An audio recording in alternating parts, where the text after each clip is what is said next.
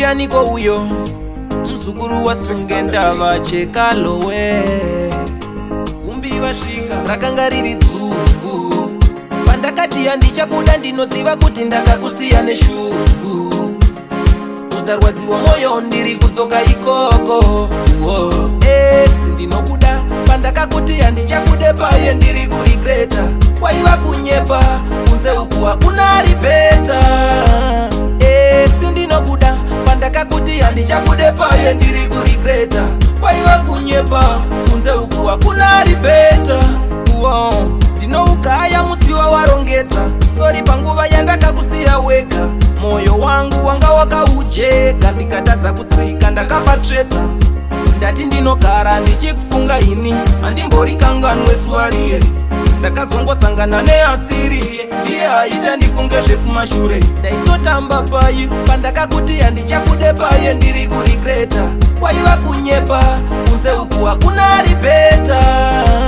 ex ndinokuda pandakakuti handichakude paye ndiri kurigreta waiva kunyepa kunze uku hakuna ripeta ndikatarisa mifananidzo pataivetese inondichemedza zvinhu zvingani zvawatadza ndichiregerera usazvipembedza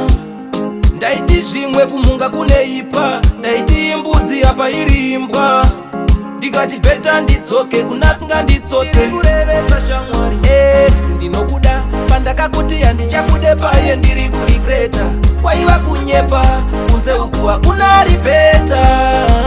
ex ndinokuda pandakakuti handichakude paye ndiri kurigreta waiva kunyepa kunze uku hakuna ripeta ndinoukaya musiwa warongedza sori panguva yandakakusiya wega moyo wangu wanga wakaujeka ndikatadza kutsika ndakapatsvedza ndati ndinogara ndichikufunga ini handimbori kanganwe suwariye